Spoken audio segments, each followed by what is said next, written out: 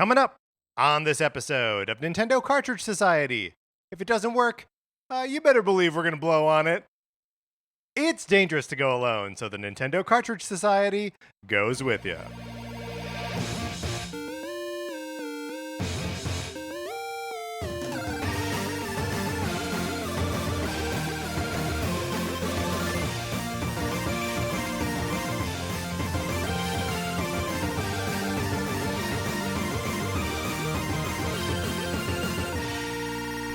Welcome to Nintendo Cartridge Society. My name is Patrick Ellers, and I am joined, as I am always joined, by my co-host, Mark Mitchell. Mark, how's it going? It's going great. Patrick, I don't know if you're aware that there is a new there's a new Twisters movie coming out, like a sequel to the... So wait, did Twisters replace the name of the franchise from Twister to... Because I guess it wasn't a franchise before Twisters existed. The reason I hesitated is because it felt wrong to say a new Twister movie. Right. But I guess that is right. I guess that's right, yes. Yeah. I mean, and is this should we expect that this is part 2 of a franchise, or is this just they're remaking Twister, in a modern context? Yeah. What is this? Yeah, I don't know that they're... I mean, I'm guessing it's probably...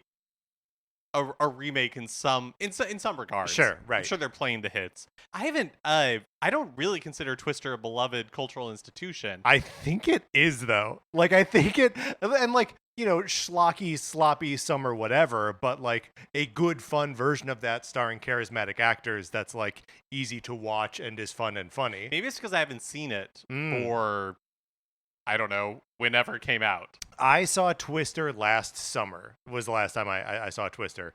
It was on TV, and Sarah and I were staying at a friend's house, and we caught the very beginning of it, and we were like, "Oh, Twister, cool!" And then watched the whole thing with commercial breaks and everything. I feel like I'm more familiar with the experience. I hesitate to call it a ride at Universal Studios Orlando. Okay, yeah, okay.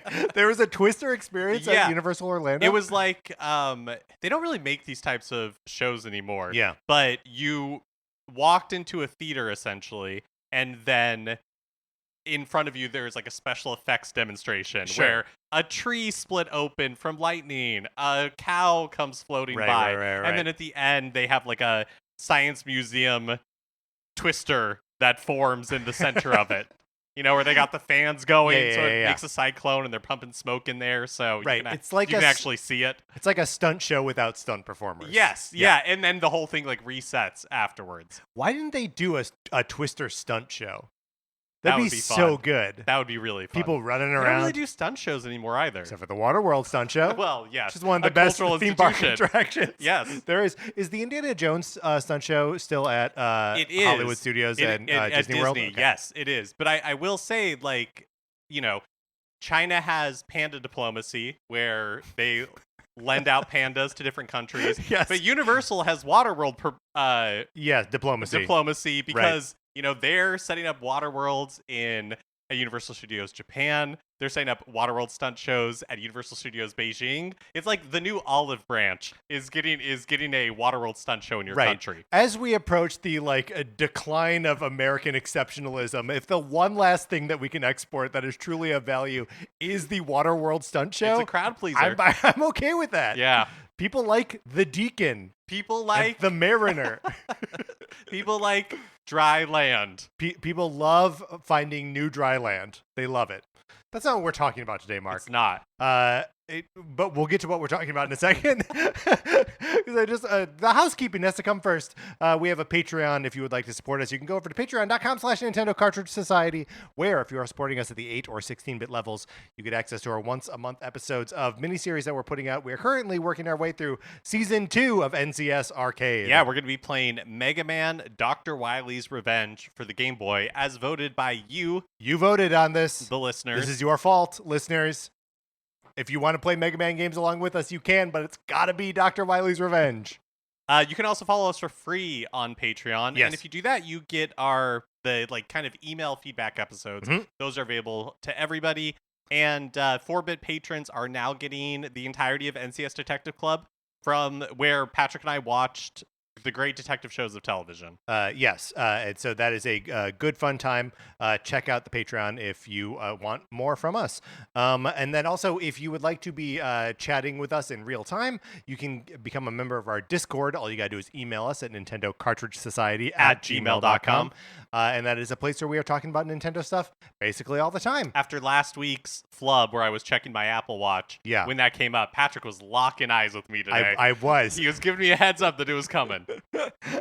So yes, check out the Patreon and the Discord, and also Mark and I were on 2 different podcasts this week. That's right. You can listen to me on Video Games, a Comedy Show, where I was on an episode drafting Nintendo DS games with some past guests of the show, past and future guests.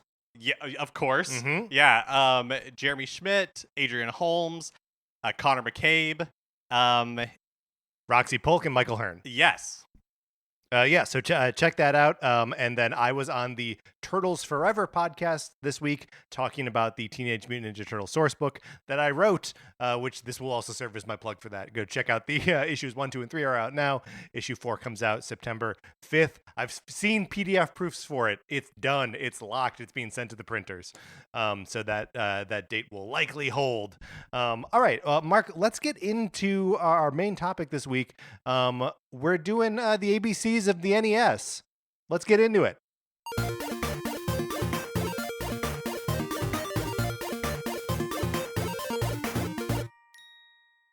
And Mark, why are we doing this? We've just got NES on the mind. It's NES Summer. We're declaring it now. This is the summer where we celebrate the NES. It's still the year of ladies, as far as Nintendo is concerned. Princess Peach Showtime, Another Code, Echoes of Wisdom, all of that. Still the year. It's still the year of ladies. And it's hot NES Summer. Yes. Within the year of ladies. So, but that's the branding is Hot NES Summer. I feel most comfortable with that. Great. Okay, and not just NES Summer, but Hot NES Summer. Well, I guess today. Yes. NES Remix. Nope, that's not right. No. Nintendo World Championships. NES Edition. NES Edition. Yes. Is launching. So yeah, I would call it Hot NES Summer. All right, great. We are declaring it Hot NES Summer. Everyone, put on your matching T-shirts. We are, or maybe they should be tank tops. Do you know what? Sleeves optional is what Sleeves I'll say. optional. Okay, all right. The 2 versions. Whatever kind of, maybe it needs to be a button down. You know, like a sort of like a, like a flowery, like Hawaiian shirt kind of thing. Here's what I'm really coming down on it. Yeah. Is that it's Hot NES Summer, baby. Yeah. You wear what you're most comfortable in. Absolutely. This is not the cold New York winter of the Master System. Yeah. And look, Master System winter, we know you need beanies. You need hats, right? You need hats. You need it. You're bundled up. Yep. Hot NES Summer, you're close to the sun. Yeah. So like you're burning bright. You can wear whatever you want, baby. Yeah, you do you. I mean, just don't overheat, because like don't overheat. Real... Consider something that blocks UV rays. Right. And maybe like just make sure you're planted under some shade. Maybe get an umbrella. Parasol might be overdoing it, but who knows? You know, if you have more sensitive skin, like you gotta do what you gotta do. So hot but sensible NES Summer. There we go. Is that parenthetical? Yeah, I think so. Okay, great. So we are going to be doing the ABCs of the NES, the Nintendo Entertainment System. Guess what? This is also going to include the Famicom, because how could it not? Yeah. And as we have done in the past, we will be splitting this up over 2 episodes. So today we are going to be going from A to M, and then next week we are going to go from N to Z. Mark, should we just get into our first entries here? Yeah, let's do it. No more table setting is needed. I don't think so. It's Hot NES Summer. We accept the premise. All right. A, would you like to go first or would you like to go second? I will elect to go second. Okay, great.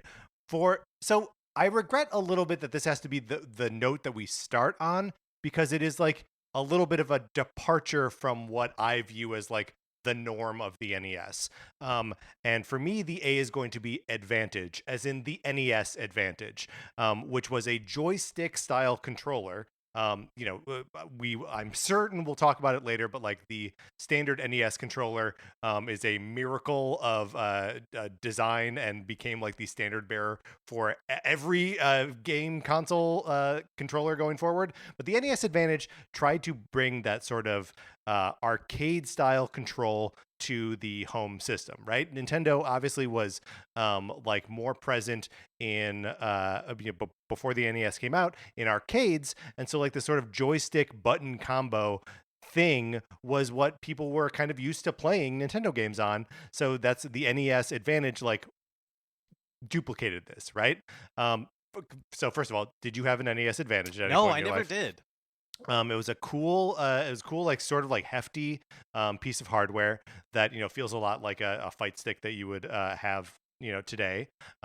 It had turbo buttons on it, so you could do like rapid fire pushes of either the A or B buttons, and you could control just how rapid they were. They were like like a little slider that would click in, and there was also a slow motion feature, and I'm doing finger quotes there because the slow motion feature just rapidly pushed the start button over and over again to pause and unpause the game. That is so crazy. So it must.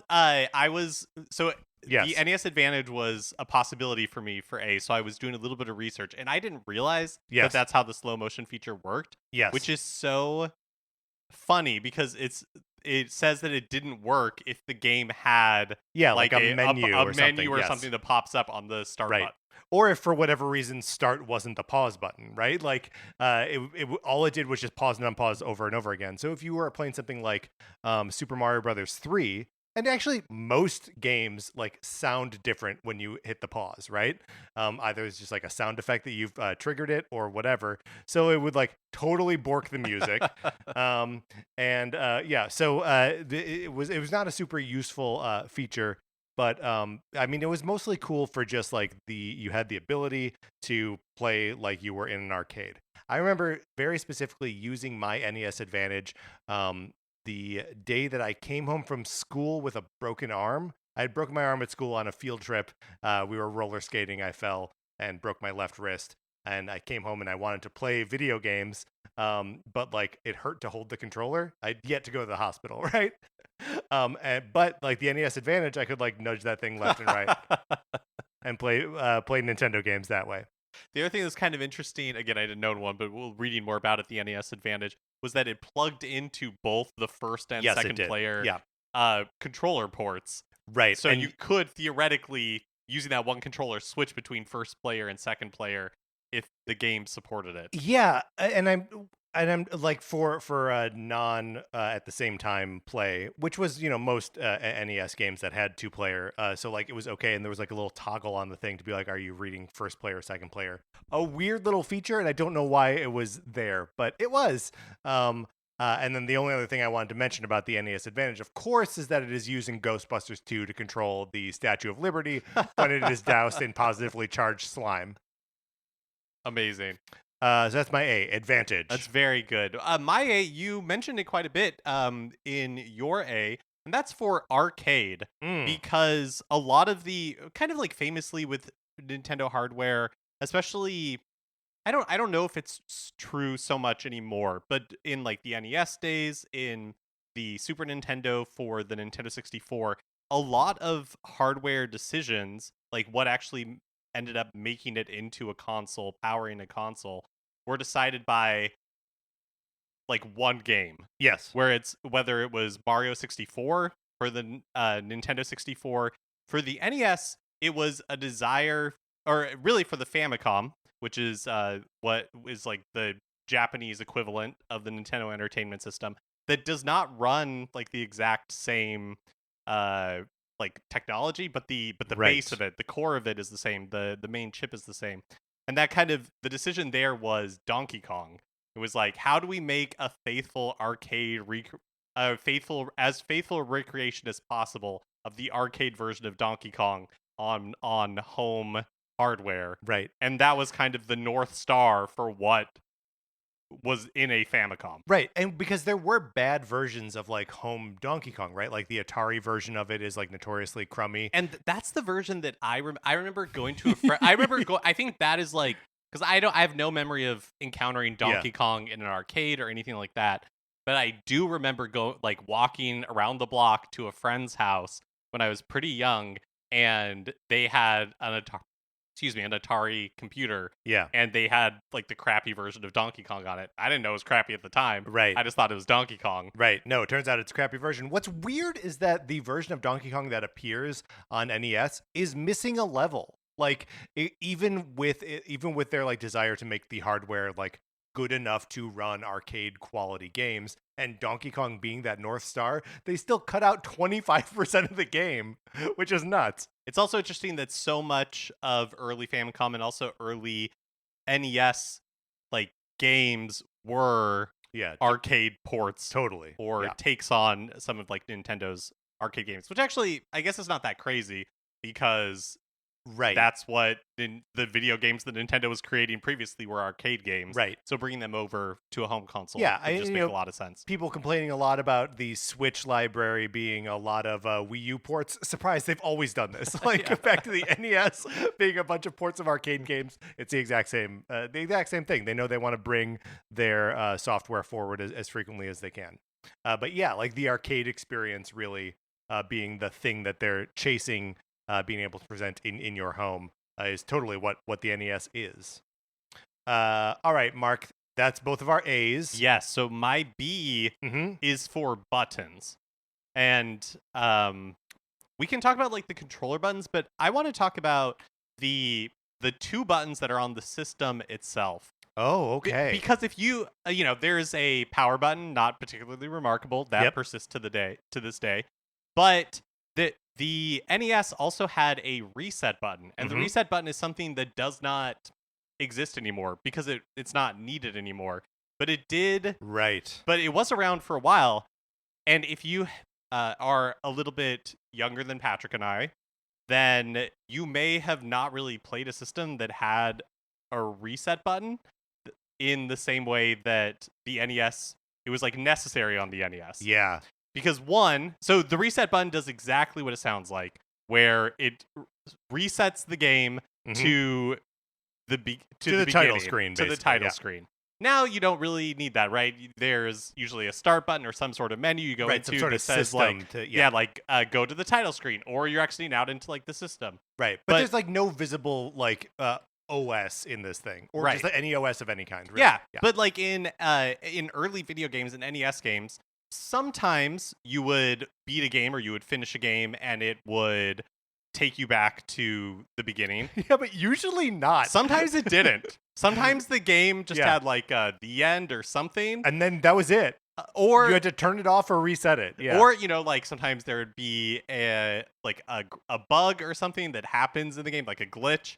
And in order to get out of that state, you just like hard reset it. Yep. Anytime you just want to go back to the beginning, you're playing like Excite Bike and you want to just go back to the title screen. Yep. Maybe choose that create mode or design mode or whatever. You would be using that reset button all the time. And when I was thinking of these ABCs, it just made me realize that it's a feature of consoles that was such a a muscle memory that I had from growing up with hardware like the NES. That just doesn't exist today. Can we also just talk about like the three different distinct button feels like on the NES that like the power and reset buttons are both like very spongy, very springy, right? That like there's just a lot of give to them. You can like feel them wiggling around. And the power button, it like depressed. So you push or it stayed in and lit up, right? Right. Was the indicator actually on the button itself? That's my memory. Okay, yeah. And then when you would press it again to turn it off. But that would like release it. But the reset button didn't like stick like that. Yeah. It was just in and out. Boing. And then the A and B buttons, which like sort of are the classic like video game button feel. And then like the start and select buttons, which are so strange because I said spongy before for the power and reset buttons, but those are really more springy. These are like genuinely spongy. I don't really know how to describe. They're very rubbery. Yeah. You don't feel like you have a lot of precision as to like when you're actually depressing them and making them like function. It had been a very long time since I had touched like an NES controller, and so when the Nintendo Switch Online NES controllers were released, it was very fun to feel feel those buttons again. Feel the buttons again and have it match that like tactile memory. Totally. Also, it was fun, just as a side note, when the Super Nintendo controllers came out, to feel like a new Super Nintendo controller. Totally. Because like Super Nintendo controllers, like they've been around in my life, but they're so like the ones at my parents' house are so like worn down that it lost the texture. It's just like smooth plastic. Yeah. Well, and stop me if this is one of your ABCs here, but like both the NES to a lesser extent, but the Super NES to a huge extent, both go through this like oxidation process where like the texture on the console and the controllers sort of smooths out, and like the color turns to kind of like a dingy brown from like it's gray, and like to have a new Super NES controller that hadn't already like started to go like along that road was very cool. What do we just off the top of my head, I don't know the answer to this. What is the last Nintendo console to have a reset button? Did the Wii have a reset button? Because it definitely probably not. It right? had a power button and an eject button. Right. But I would guess not a reset button because it has like a home menu, right? You can push the home button at any time. Did the GameCube have a reset button? I want to say... I don't think it did. I want to say yes. Because Okay. I think on the top, the GameCube had a power and an eject a button, power, right? Or like an open tray. An open tray. And I think it did have a reset button because it didn't have a menu to exit out to. So that is definitely true that it didn't have a menu to exit out to. Hold on, I'm looking at a GameCube right now. Yeah, there's the okay. All right. Yeah, it has 3 buttons on the top, so there's definitely a reset button on there. So yeah, so the GameCube, that makes sense. The last one to not have a menu. None of the handhelds have ever had don't reset button. Like you would just on a Game Boy, you would just turn it off. Yeah, and turn it back on. And that would happen pretty quick. But sort of weird that they didn't have that reset. There were also just as long as we're on the reset button, a lot of games when you were saving them, it would recommend that you hold in the reset button and then push the power button to turn it off. And I never really understood why. I don't remember that. You don't remember that? No. They would recommend that, and like you would do it sometimes, and then you would also just like spend a lot of time not doing it, and it was always fine. I never heard anyone be like, "Oh yeah, it didn't save my game." Maybe it's one of those, because now there's those messages everywhere that's like, "Don't turn off the system while the game is saving." Yeah. Although I guess that one actually makes sense, because if you're turning off the system while the game is saving, yeah, who knows what's gonna happen? It seemes like it would cease to save. Yeah, maybe stop halfway through saving. Yeah, it, maybe it's like maybe it was like a memory thing, because I feel like NES cartridges were such fragile things. Yes. That which we'll get to, don't worry. That maybe somehow it was like safer for like the flash memory in the cartridge itself for you to hold reset and then push power. I also just wonder if it was like, here's another step so you're not turning it off too fast as it's saving. Oh, maybe, yeah. Maybe it just gives it another second to try and get everything squared away. So your B is for buttons. That's very good. My B is for black box, which is, of course, the series of games that the system like kind of launches with during its weird launch period in the U.S. and North America generally. There are 30 games, and they're all done up in this very similar art where like the outside of the box is black, and there are graphics ostensibly from the game itself, like pixel graphics on the cover, and they're all like plussed up, right? Like they don't actually represent exactly what the game looks like. But the thing that they were trying to accomplish there, a couple things. One is that they had this, all unified style. So they were like, these are the Nintendo games. These are the games that are going to work on the system. And then also that they were presenting right on the box what the gameplay experience was going to look like, right?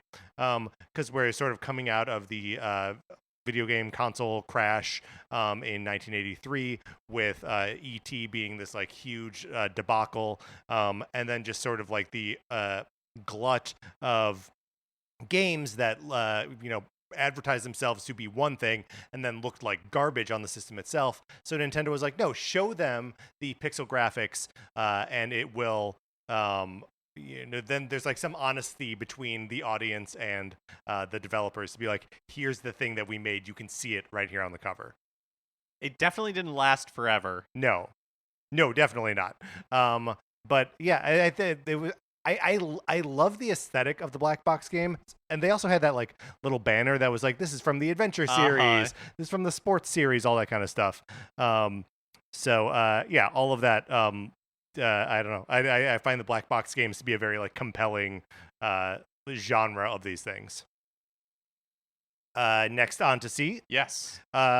So C I struggled with a little bit, and then I was like, forget it. Just do the one you want to go with. I'm saying the Castlevania trilogy. Hey, my C is also Castlevania. Yay! The original Castlevania, of course, Castlevania 2, Simon's Quest, and Castlevania 3, which does that have a subtitle?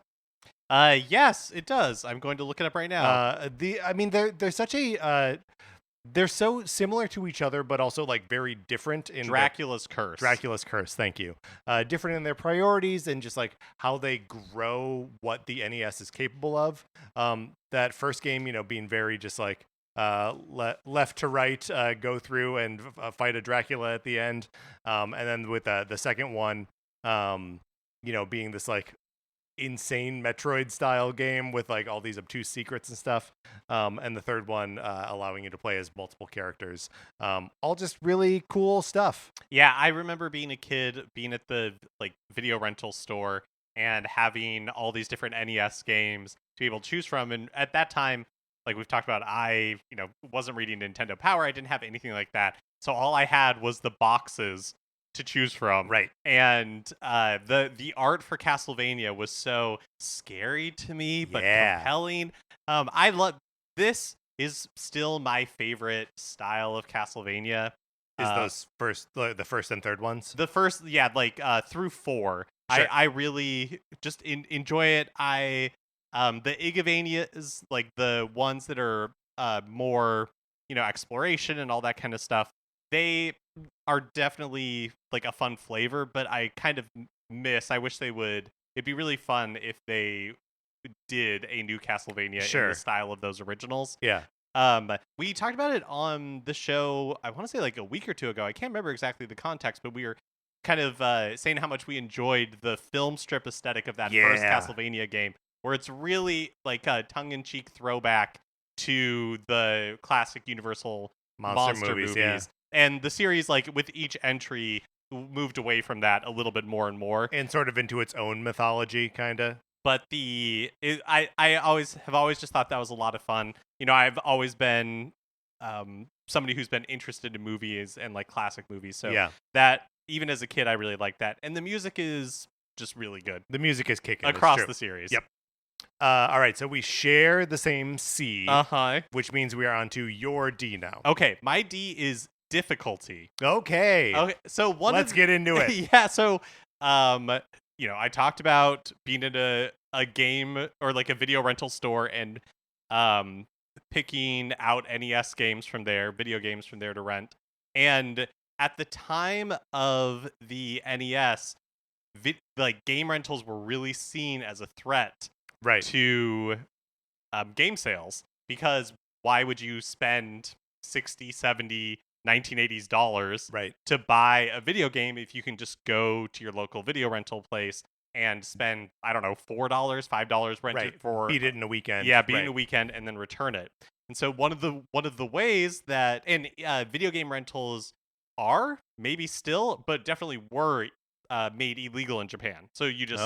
You could not... Maybe you still cannot rent video games in Japan. But I think partly for this reason. But the way that in America for the Nintendo that companies chose to combat this was by making their games nigh on impossible to beat, so that way you couldn't just rent it and beat it for a weekend. If you beat it in a weekend, if you really wanted to experience it, then the thinking went that you would have to buy it, because that's how much time it would take you to actually finish it. Yes. And I feel like some of this is also just a holdover from the like arcade as well, that like in the arcade they want you to fail so that you put in another quarter and try again. And obviously with a lot of these games being ports of arcade games, yeah, that like there are just so many reasons that they were like prioritizing making games difficult. Which like it's funny that they didn't see that as like, oh, maybe people won't like it if our games are too difficult, you know? But also, I feel like you said, arcades were the standard Yeah. that a lot of these things were being compared to, and people were very used to that in arcades. And also, obviously, a lot of adults played the NES and, Right. like the Game Boy and all that kind of stuff. But But the target audience was children. yep. Like, and um, I mean, as a kid, I didn't have a concept of a good video game No, or me a neither. bad video game. I just had a concept of the video game that was in front of me. Right. And so if it took you forever to play it, that was good because you would play it until it was done or until your mom dragged you home kicking and screaming because you just want to stay at your friend's house playing their video games. Also, I feel like, I mean, there are still bad video games that are made, but in general, the floor for video game quality is definitely much higher than it was back in the day. And so some of these games, like, was it difficult on purpose, or was it just difficult because it was a poorly planned game? Yeah. Yeah, kind of no way to know. Probably a good mix of both. All right. So your D is difficulty. My D, hey, there's a button on the controller we didn't talk about. It's the D-pad. So the D-pad would become the sort of like standard that all other video game consoles would use kind of forever, right? Like very different variations on it. And well, the D-pad was not seen first on the Famicom or the NES. It was beaten to market by 3 different Game & Watch games: Donkey Kong, Greenhouse, and Donkey Kong 2 all had D-pads and were out. Although I think they called them plus pads at that point. All came out before the Famicom, but then it's then it's like the NES kind of like took that and ran with it. And for it to be like the sort of standard for directional input in like a home console setting, a way that is like plussing up the joystick control scheme, it's like immeasurable how much better that is, right? The D-pad versus a joystick. Oh yeah, totally. Because you just need to use a thumb. You don't need to commit your entire hand to the thing, and also then you can hold it, in your hand. So yeah, the D-pad popularized by the NES. Am I wrong? This might be apocryphal, but I think Nintendo holds or held like a patent on that Yes. plus Yes.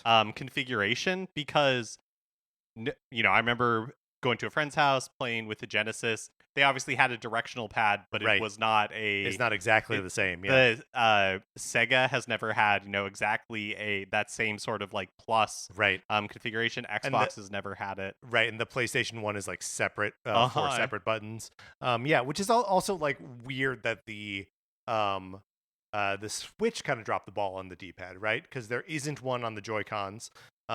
And the one that's on like the Pro Controller is like a little bit squishy, like it's a little imprecise. It is funny how Nintendo has set the gold standard for themselves Yes. on what a good D-pad feels like, and sometimes they nail it, and sometimes they don't. Sometimes you get like a 3DS one where it's a little mushy, and sometimes you get, maybe it was I can't remember if it was the 3DS or the DS that people are complaining about, just like the feel of it compared to some of their best ones. Right. Where it's like, and I feel like the NES is among the best of them, right? It feels like clicky, it feels good.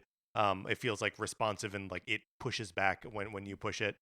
Just a great little input button. There, we've covered all the buttons on the controller. No more talking about the buttons on the controller. Your E. My E Mm-hmm. is for entertainment system. I feel like this is a topic that I will be returning to kind of over and over again here. I sort of already mentioned it with the black box games, but like the NES was a like miracle machine that rescued the video game industry in North America. That they positioned this thing not as a video game machine, but as a entertainment system, right? They made it look like a VCR. They launched it in toy stores alongside Rob the Robot. Anything they could to be like, this is not a video game system. It is an entertainment system. Now, did it really play out that way? Like, once it got in homes and they were just putting out games? No, because all the games are just games, right?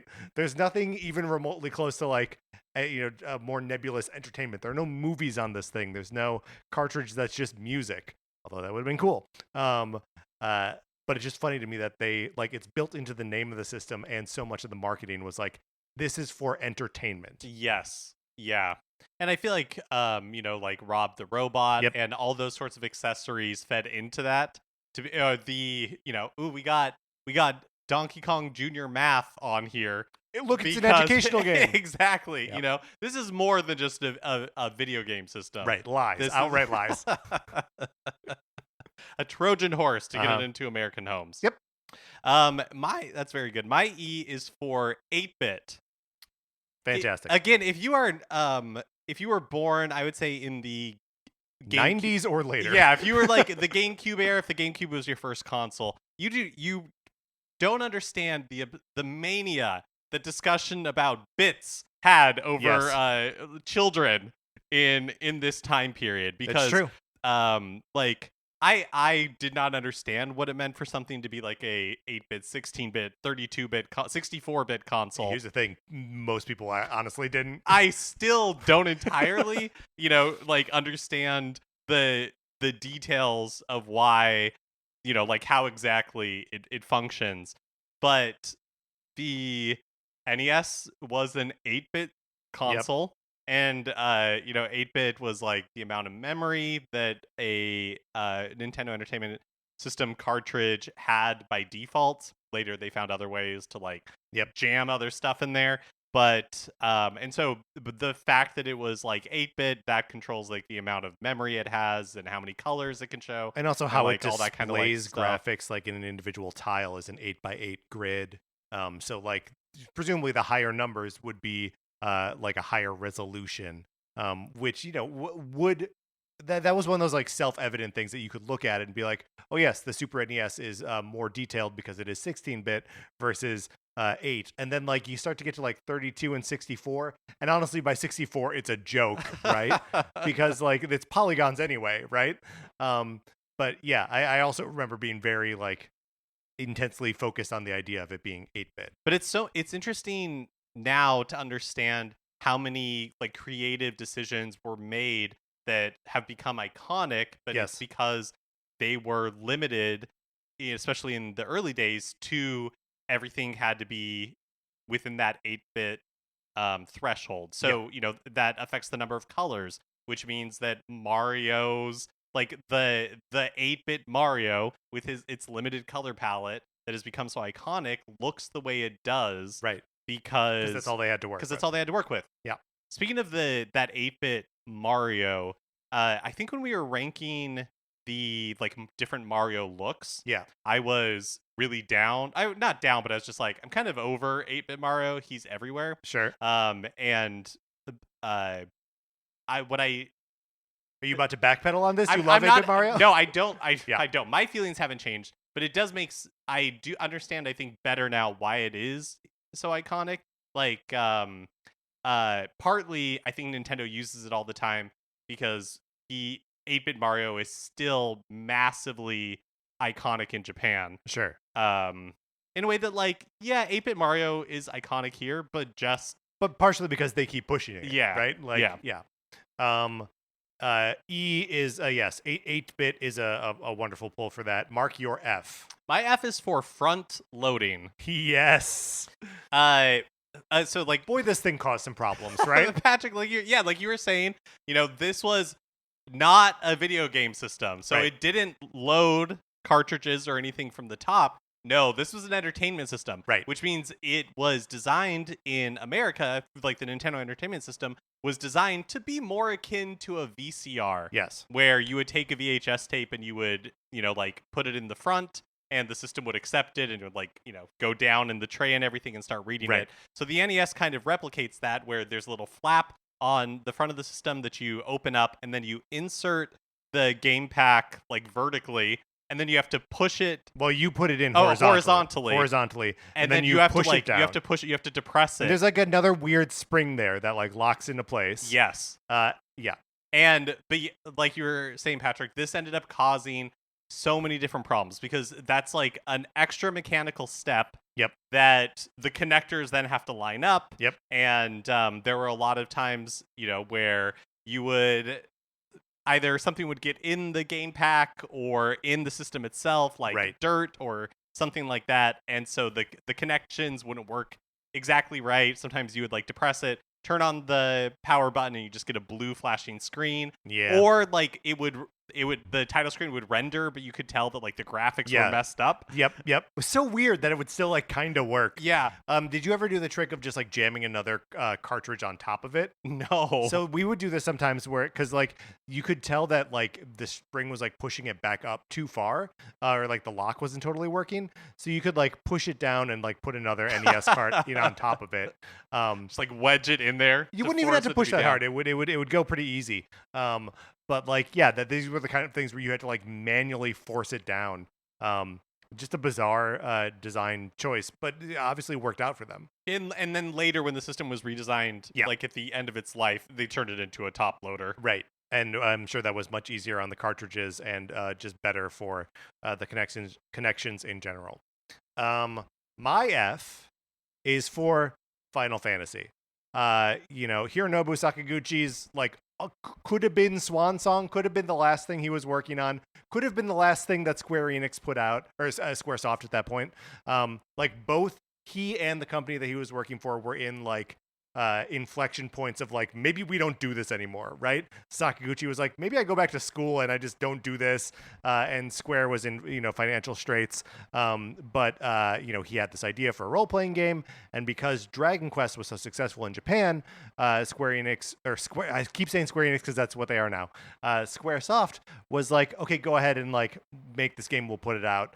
And it ends up being this huge hit, and launching obviously one of the biggest franchises on the planet now.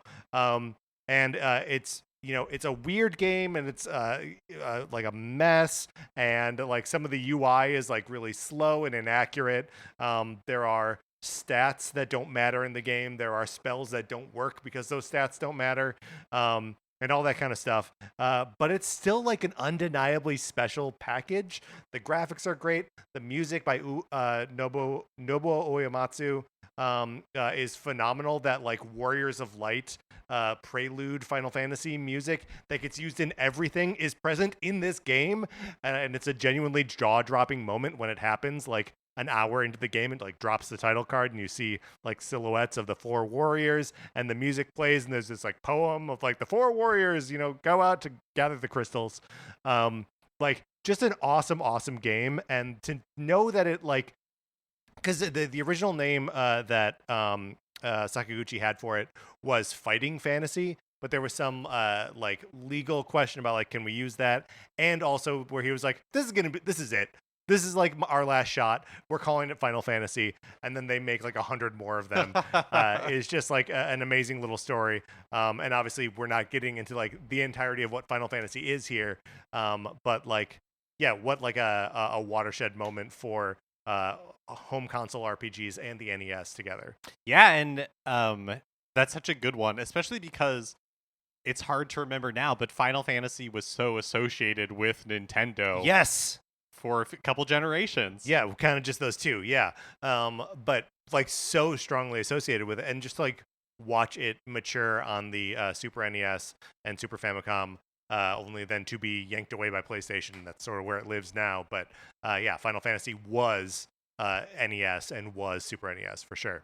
One thing that I wanted to add to front loading. Oh, yes. Because I don't know that it'll come up elsewhere, but if you have it somewhere, you can stop me. I do want to talk about blowing into cartridges. Let's talk about blowing into cartridges. Because this was another thing that it doesn't exist anymore. And if you weren't playing games at the time, right, you have maybe heard it alluded to. But basically, a way if you were trying to you would insert an NES game, it wasn't working correctly. One way you would try to fix it would be to blow into the cartridge And because the pins would be exposed. You could see like where it was connecting to the NES, which again is just another thing that like I guess Switch games are like that too. You can see that, but like it was deep and like stuff could get stuck in there. So like you just tried to blow it out. yeah, and I actually, until I was an adult, never really thought about why it would work. But Right. you were just trying to, I guess, dislodge any dust or something. Right. That would be covering one of the connectors. Well, and I know the conventional logic or the conventional reasoning now is that like it doesn't work and you shouldn't do it because you could damage your yeah, I cartridges. think the idea is that you shouldn't do it because you're basically spitting all over Right. the connectors, and you Right. could long term would Right. like damage them. But if you've got like a compressed air can, like that's probably good, right? I think so. Yeah. Look, this is not advice. We are not an advice podcast. Don't do this and then hold us accountable for what happens to your games. But I mean, That's anecdotally, it probably worked. So, anyways, that's where Did you- like blowing into cartridges comes from. Did you ever have one of those? And I apologize if this is on your list later. We can stop talking about it. But like a home cleaning kit for your cartridges? No. We definitely had one, like a one that was packaged by, some like third party thing with like a little wand with like a cotton swab thing around the end of it that you would like rub and like some like alcohol or something to drop on there. So yeah, we would clean our NES games like. Oh every yeah, now no, and we then. didn't have anything like that. All right. My F G. Now my G. Is for Game Genie. Mine's also Game Genie. Yes. Game Genie. This is another like. I feel like you had to be there, right? Because obviously, like Game Shark would take its place in later generations of games, but the NES was the first system to have a Game Genie. And if you didn't own one and have never used one, picturing what this device is, you can't do it because it's a little thing that would plug into the bottom of your cart, right? And then had like a plastic piece that like went up over the top. That you could like grab the game from, and you would jam the whole thing into the NES. Yeah. So imagine basically like a shoehorn. Yes. That you're, but the thing itself is like a pass through. So Yes. it would plug into. You would insert it into the NES.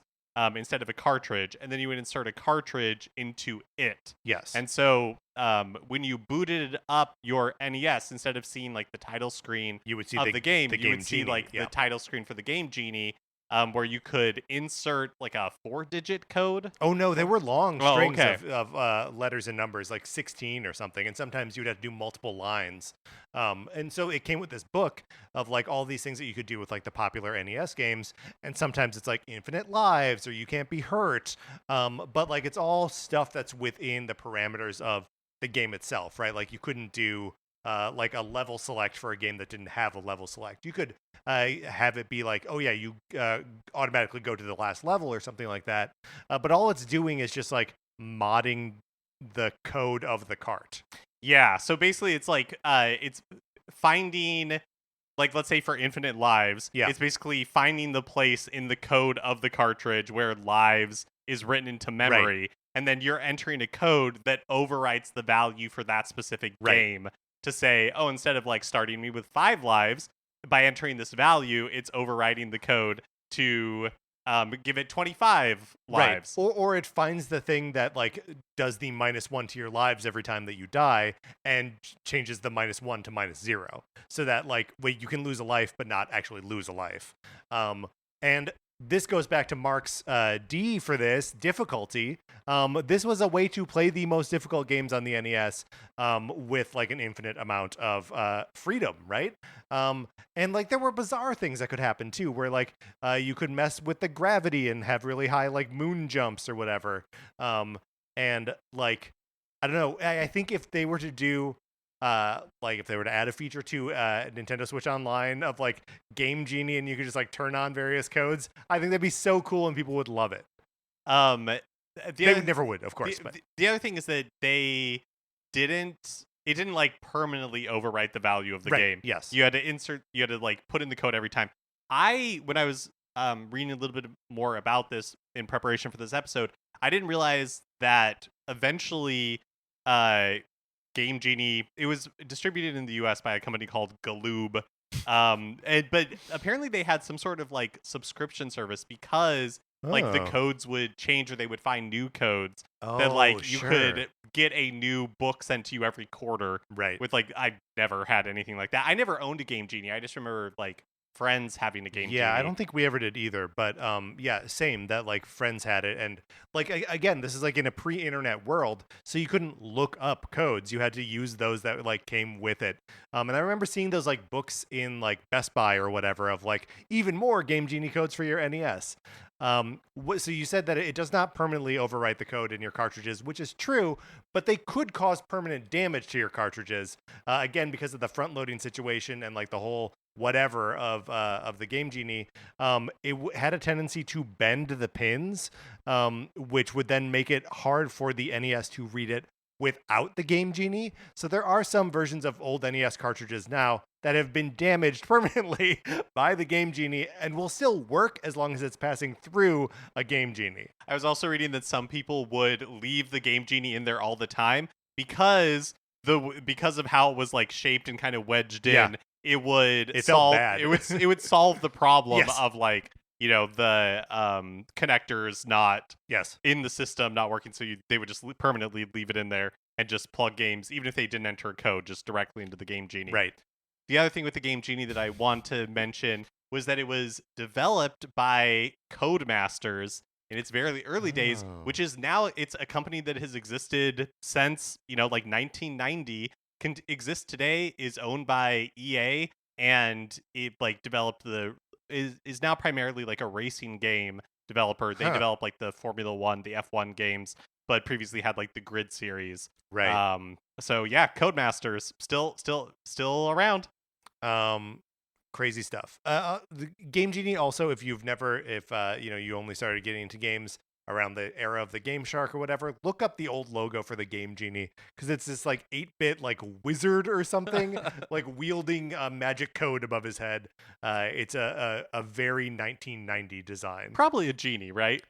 Probably, but like who knows? Maybe it's like and also like they were calling it Game Genie, and I know that like genies were around, but like this is a pre-Aladdin world that this came out in. Right. Just interesting to consider. Mark H. My H is for HAL Laboratory. Heck yes. And Nintendo and HAL have been joined at the hip for a very long time. It's still crazy to think, that most Kirby games are most Kirby games are developed by HAL Laboratory. They're not developed by Nintendo at all. HAL Laboratory developed the first Smash Brothers game. And HAL Laboratory is where Satoru Iwata came from and how he got connected with the Nintendo. Like Satoru Iwata, before he was the president of Nintendo, initially started out as a developer at HAL Laboratory and was a savant. Yes. He was responsible for programming games. Like he was almost like somebody they would call in when they had a difficult technical problem to solve, and he would figure out how to solve it. Yes. Like the Formula 1 racing game on the NES, I think he was involved with Balloon Kid, and there are all these different examples of him coming in and basically like saving the day. Right. And like some of that's in the Mother series, and notably in the second generation Pokemon games, effectively finding a way to fit the entirety of the Kanto region from Gen 1 into that game is like a miracle of, I was going to say modern programming, but 1999 programming, whatever. So, has been involved with Nintendo since the NES era. Brought us Satoru Iwata. HAL Laboratory has just been such a big part of Nintendo history. And you mentioned Kirby already. Also, the Adventures of Lolo games, which were like bigger in Japan, and by the time that Adventures of Lolo came here, it was like a compilation of previous games in the series. So Lolo was like a pretty big lift there, and we eventually got Kirby's Adventure on the NES after a couple of Game Boy entries. HAL obviously have a huge impact on especially the early days of the NES. My H is for hardware inside the cart. Mark was alluding to this earlier, that developers end up reaching the upper limits of the NES pretty early, but they continue to develop. One of the things that's very interesting, right, is that we are currently now, from the Switch to whenever the Switch's successor comes out, we've only now recently crossed the threshold of being longer than from the Famicom to the Super Famicom. The Famicom was around and the only game in town, and the NES by extension, for a long time. And so they had to develop new ways of giving these games power as they were developing more interesting and intense games. And so, like, specifically something like Super Mario Brothers 3 has the a custom made chip in it called the MMC3 ASIC chip, which allows for a couple of different things, but the simultaneous vertical and horizontal scrolling, so it appears to be like diagonal scrolling. That's one of them. It allows for animated sprites, so that's why like question blocks are animated, or like ice block shimmer in Super Mario Brothers 3. That wasn't happening in the original Super Mario Brothers. So like it's just, and obviously they would go on to do this with the Super NES as well, with like the Super FX chip and stuff like that. But yeah, like starting here where they were like, we can't change the hardware, but we can put more hardware in the carts themselves. Yeah, and it's also interesting that the original Super Mario Brothers does not have a mapper chip of any kind. Yes. It is just like basically like the most that you could possibly squeeze out of an original NES hardware, original Famicom hardware. Right. And like we talked about last Thursday, when we were fixing NES games. We were fixing them. I talked about like, Super Mario Brothers. It'd be so great if you could go back in levels. Right. But physically incapable of it. There's just no way, yeah. Because it's dumping that memory the second you get off the screen. Because it had to. And yeah, like famously the trees or like the bushes that are on the ground are just repurposed clouds, right? And that's just like one of the.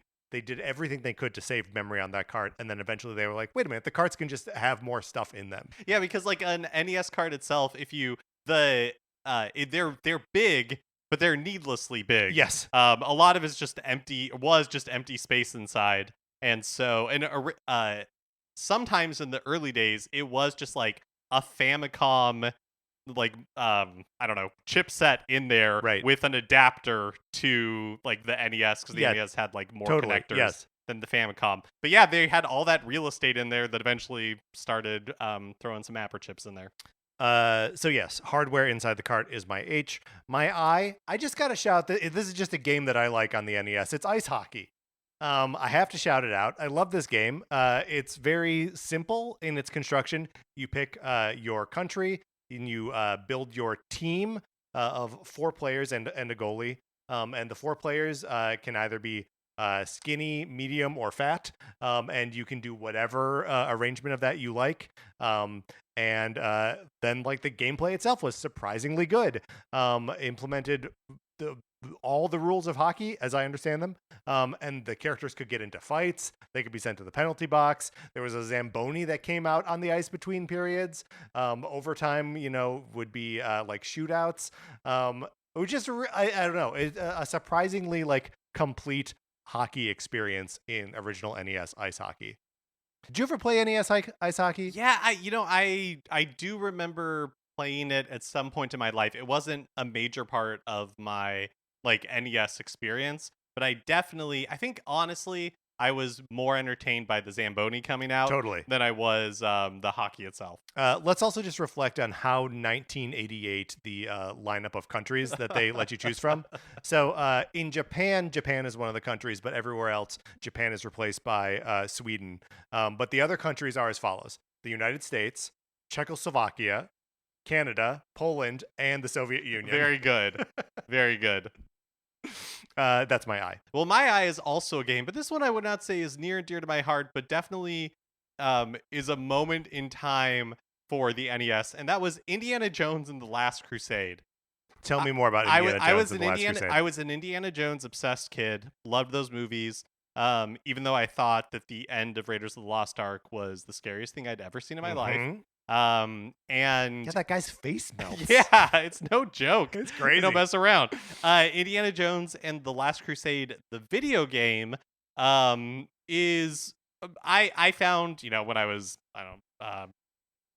don't even know how old I was, maybe 6 when I remember renting it, but I found it totally impenetrable. It does. What is it, like a side scrolling? How does it play? So what I remember from it is it reproducing kind of like the end of the movie. So you have to move. The scariest part. And so you have to like move through the different trials, and you're like oh spelling yes, out. the end. Sorry. Oh yeah. Sorry, Of I Last was Crusade. still on Raiders. Yes, go ahead. Yeah, of Last Crusade. So you're like moving through, spelling out like Yahweh or something. Yeah. Like that sort of thing. And I just remember being not being able to progress, like not being able to do really anything with the game. But the reason I wanted to call it out is because I feel like licensed games in a lot of way are a lost medium. Like Yes. Even And this specific flavor of licensed game, because you'd see it a lot. Like there was a Platoon game. There was Spy versus Spy, Fester's Quest. All these things where you're like, there was one for like Western Exterminators that I remember playing. Well, yes, Western. We've talked about when Western Exterminators is just an exterminator company. Yeah, and like Jaws. There was obviously a Jaws video game. All of these games that are like so far removed from when their source thing came out. That's just like, why did this happen? Yeah, my dad has always loved the Three Stooges, and I remember there being a Three Stooges video game. This was another one that we like rented. Yeah, I'm sure terrible, but that we rented from the store. But yeah, licensed games, I think just the cost of making video games has increased so much that they don't exist like they used to. And it's not like they were lost in the NES era. Like in the GameCube era, they were still the Nintendo DS era. The Wii era, they were still making them. But I feel like the Wii era was the last hurrah of the license game, random license game, and like the license game where it's like, oh, there's a movie coming out, and so there's a game tied to it where it's like, here's Cars 2, the video game that is releasing the same day as Peter the movie. Jackson's King Kong. Yes, yeah, exactly. That is it's so interesting that like some licenses that like exist for games now are sort of like almost grandfathered in or proven to be like video game properties. Like Star Wars is obviously a video game property, right? Or like superheroes, Batman in particular, where it's like, oh yeah, and you start to have expectations for like how a Star Wars game plays, what kind of level ups you can do in a Star Wars game, and like the same is true of like superhero games. But like, yeah, I don't know if there would ever be like an untested, like never been a video game before franchise. Totally. Yeah. And I mean like specifically like, yes, they do make Star Wars games now. They're making a new Indiana Jones game. Right. But they're not tied to a movie. There's no in the same way that like Indiana Jones was. There was no The Last Jedi video game that came out the same day as the movie came out, where you're basically just replaying the events of the movie. In the GameCube era, there were like, I remember having like a Harry Potter Chamber of Secrets GameCube game where, it is just like you are now experiencing the events of the movie in video game form. That's what Indiana Jones and The Last Crusade was trying to do on the NES. It just doesn't exist anymore. Yes, there is like there's Star Wars video games, there are Indiana Jones video games, right. No, you're other right. franchises, but it just doesn't work the same way. It's weird that the video game crash and the whole kerfuffle with E.T. didn't kill this going forward. That like there were all these like NES games that were, like you say, basically like the Batman NES game is like an example of a pretty good one. But yeah, that like of everything else that E.T. killed, it's amazing that it didn't kill that. But I do wonder, and I don't know the answer to this, what was the first? Like, who dipped their toes into being like, well, maybe there is a market here. Maybe we can make a Goonies 2 video game. Goonies 2, of course, being a video game that is the sequel to the movie Goonies. Outrageous to consider. It's a good question. What was that first? But maybe it just became like inevitable economics because the NES was so big and it was so big with kids. It's like, well, let's just take some of these properties that are popular with But children. then why the Stooges and Spy versus Spy versus Spy makes a little bit of sense. But Fester's Quest, there was no Addams Family thing being like targeted towards kids at that time.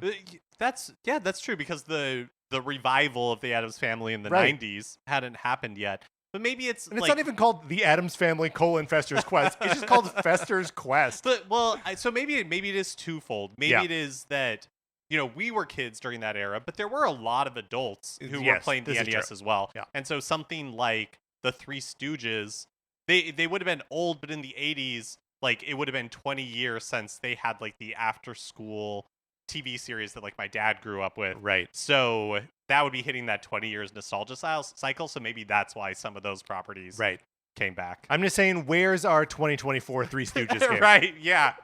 Yeah. It's time. It's a Three Stooges game based on that The Farley Will Brothers Sasso movie from Yes. like 10 or 15 years ago. Oh boy, can't name another person who's in that movie. Larry David plays a nun, and Chris Diamop, the voice of Mickey Mouse in those. Yes, that's right. He's Mo. Yep. And then is the other one like Sean Hayes or someone? Not Yes. Sean Hayes. Is that his name from Will and Grace? Yeah. Yeah. He's Larry. There we go. Anyway, Indiana Jones. Mark, then your J. Oh, my J is for jump. And I feel like still true today that some games, like they're not nailing those jump mechanics, but looking at the like trajectory of the NES, where NES games started, and then where Mario enters the picture and kind of perfects video game jumping, and becomes the jump that all other jumps aspired to be. Yeah. No, it's like an epochal change, right? That like as soon as Mario figures out the jump, then all other games can jump like Mario. Yep. But it's funny just reflecting on again the episode we did last week, how many of my like wants related around fixing the jump. Yep.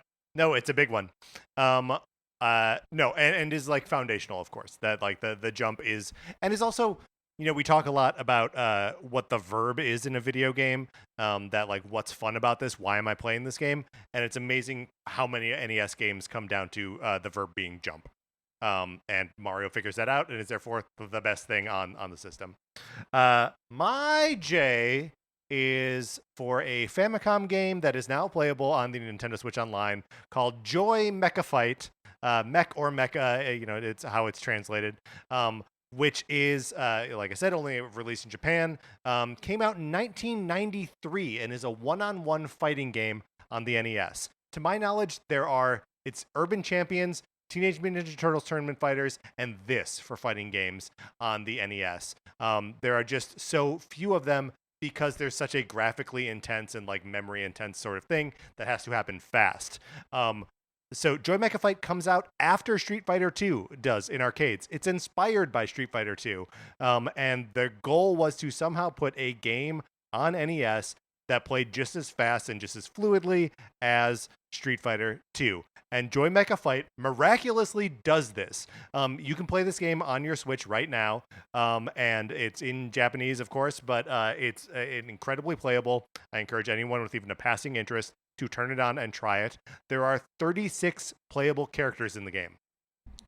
36 playable. Street Fighter had 8. Okay? And 8 of the characters are like kind of just like reskins / like slight variations on the existing characters. But even still, it's 24 like very different characters to play as in this game. And it's got a fun like single player story mode, or what do they call it? They call it quest mode, where you start as the one character, Sukapan, and every time you beat an enemy, you like battle through 7 enemies and then a boss. And when you beat one of them, then they become playable, and so you can just like try out characters as you're defeating them. They all have special moves, and it's just like fast and works and doesn't have any flicker or slowdown. It is a remarkable piece of engineering on a 1993 NES game. I've never played it before, but I remember when it was released on NSO and the trailer for it, it looks so cool. Yes. Like it's remarkable how like smooth and neat the animation and all of it is. Yeah, and part of it is due to the fact that like they used a lot of like disconnected sprites to make up the bodies of these characters. So like Sukapan, for example, is just like a kind of pink bubbly looking robot, and he's made up of 6 different sprites: a head, a body, 2 arms, 2 legs, and they're not connected to each other. They like, kind of just float around in space, and because they're robots, you're like, yeah, this is fine. But it also means that like it's not too much information to have him and another character on the screen at the same time moving around.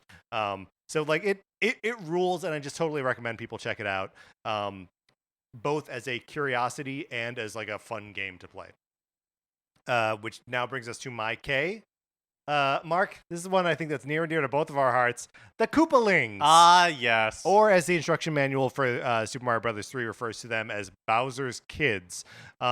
Which I'm going to post this in the Discord later, but like I just wanted to remind everyone that they're introducing the instruction manual, all 7 of them, and just a little quote in the middle. It says, "We just love being mean." They're so cute. They're such so stinkers. Cute. They are little stinkers. They're all named after like musicians and cultural figures in the 1990s, like late 80s, early 90s, and just what weird little cultural artifacts that then we carry forward forever. Like we've got Wendy O. Koopa. We've got Morton Koopa Jr. Like, I don't know. All of these, the references now, they are outliving the references that they are referring to.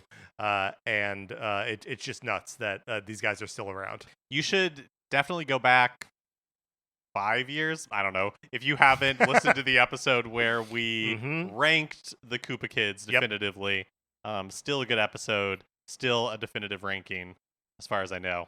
Yeah, we did not undefinitivize that one, which is also something we did like 3 years ago. So, all right, Mark, then your K. Yes, my K is for King, and yes, I did use this for the K on the Nintendo DS as well, but it is just as true for the Nintendo Entertainment System. When the NES, was in its prime, it was the uncontested.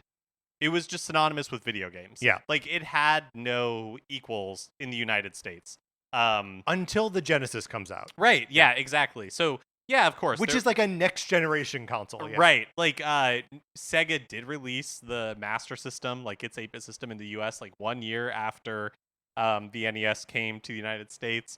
And Atari was, still had, I don't know, like a 7200 or something that was around. But it was Nintendo. Nintendo was where video games lived, and Nintendo, the company, kind of ran everything with an iron grip. You had Nintendo produced all of the cartridges, so third parties were using everything had to go through Nintendo. So if there were any like bottlenecks in manufacturing, which would happen sometimes with chip shortages and all of that. Like, everything ran through Nintendo. And so when finally, there did become Sega and eventually Sony, third parties started holding more of the power. Right. But during the... they had none. During the NES era, it's just like Nintendo was king. Nintendo was that video was the platform games. you needed to be on. Well, and it also became like something of an eponym too, right? That like someone could say, play Nintendo, and it meant... play video games. Yeah, it was like Kleenex or Coke. Yeah, or like Band-Aid. Xerox, where it's just like, Yeah, Xerox. It's a great modern example. We're living in the 80s. Yeah. But yeah, just that like the word that is the brand of the thing also just becomes synonymous with the abstraction of the thing itself, eponym.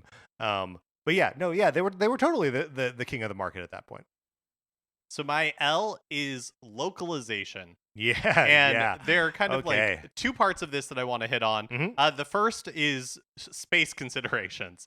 So back in the day, a lot of times the English translations of games, they were limited to the same amount of like characters as their Japanese counterparts. Like the same screen real estate. Yes. It couldn't take up more space, which is a problem because Japanese as a written language is more efficient than English. Right. And so, sometimes there would be seemingly weird, awkward, bad translations. Yeah. But everybody was just doing their best. They were like, to close try, enough. I don't to know. try to get it into Yes. the space constraints. Where Right. it's like, I don't know, how do I express this in 3 words? Right. And none of those words are longer than 5 letters. yeah.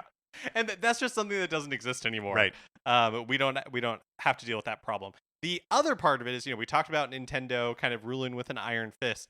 Nintendo of America was very sensitive to not wanting to offend. They didn't want to cause controversy with their video games. And so what that led to is a lot of examples of when games in Japan maybe had Castlevania, for example, having crosses in them, pictures of tombstones, anything having to do with religion or drinking or something like that. Right, that they would take it out. The localization would just make it squeaky clean. Yep. And kind of remove anything that Nintendo was worried would be controversial.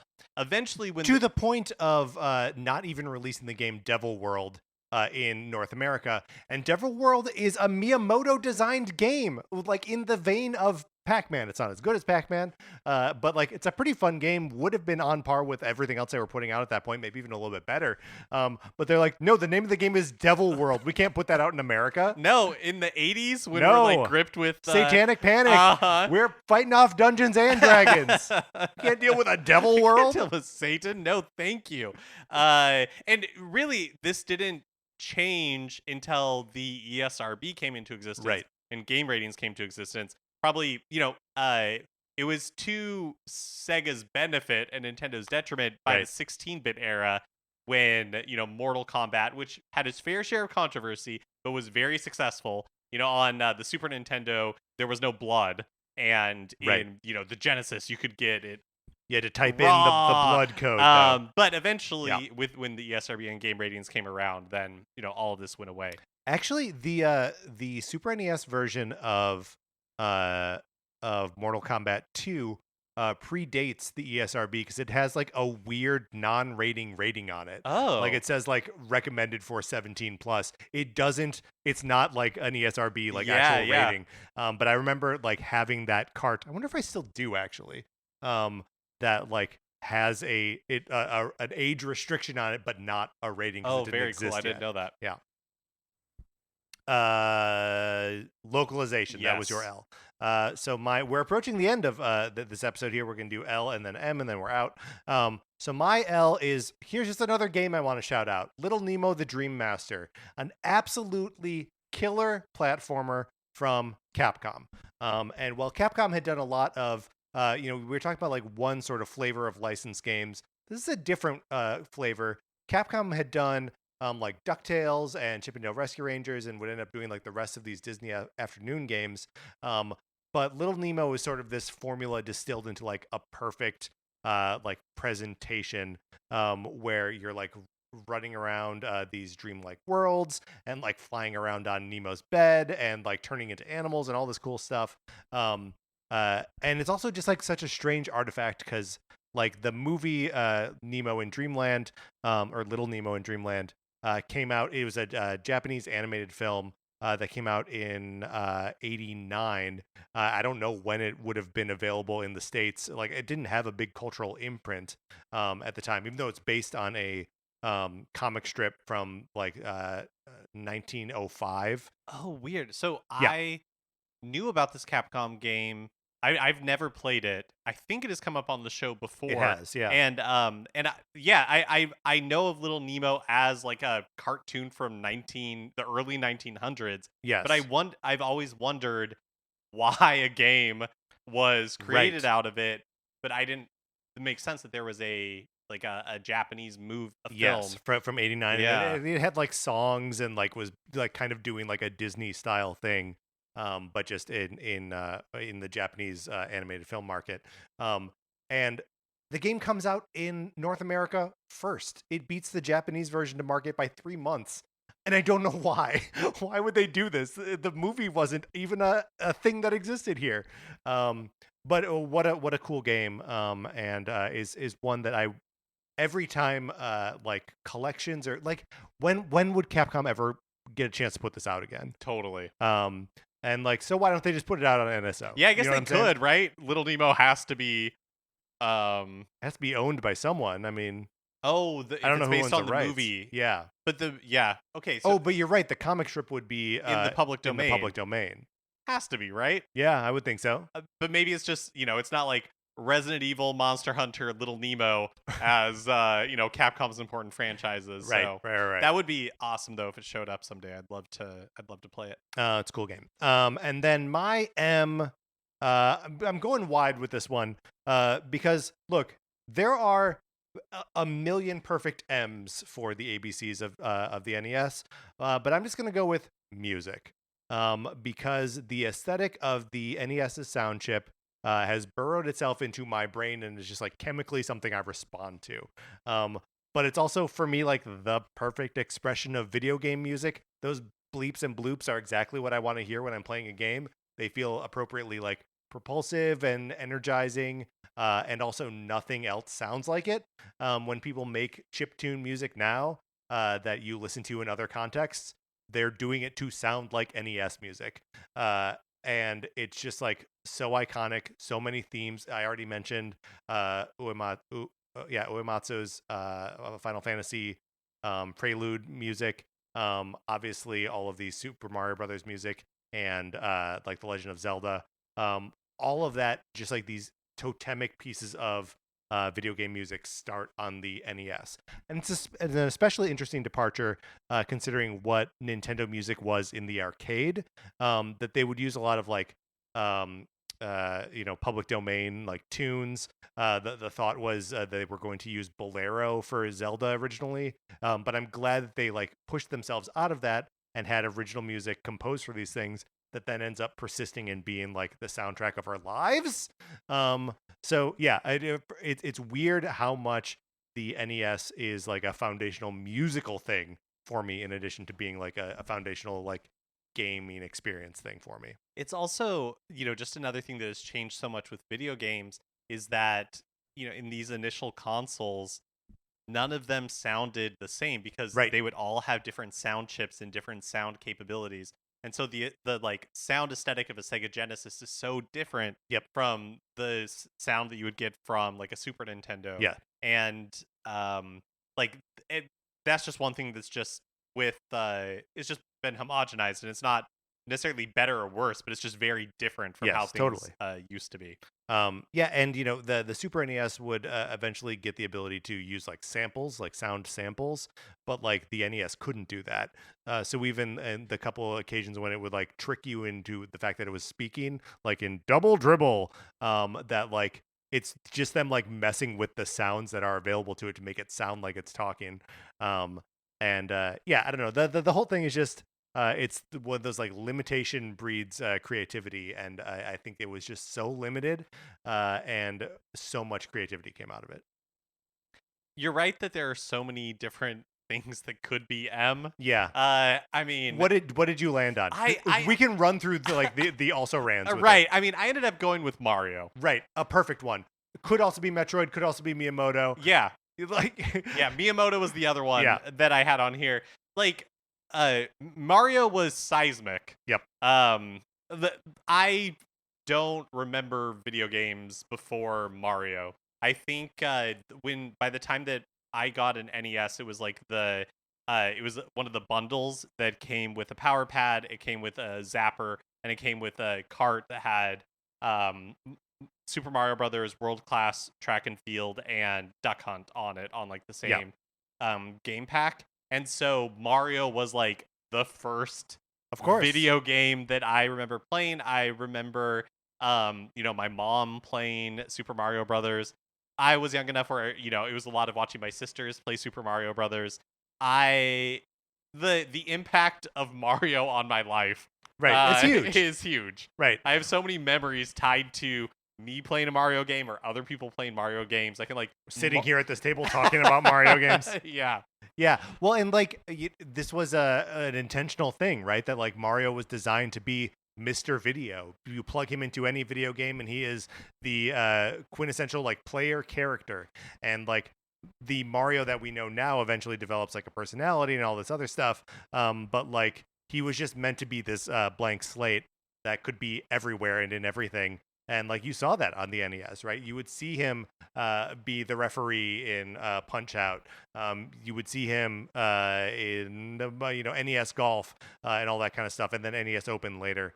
Yeah, he was just a doctor, like all these things, right? Like Mario was everywhere. Yeah, and I had Mario Mania. Yeah.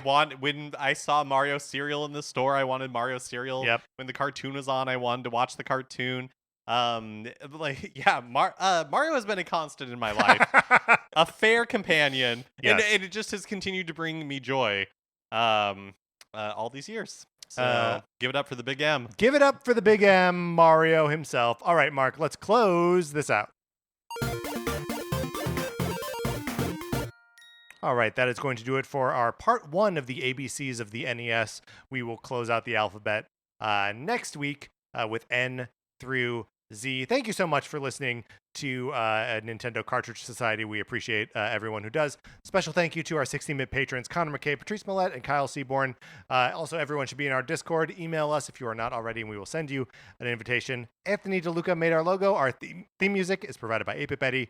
You can get more of his music by going to 8bitbetty.com or by listening right now. For my co-host, Mark Mitchell, this is Patrick Ellers saying thank you for listening.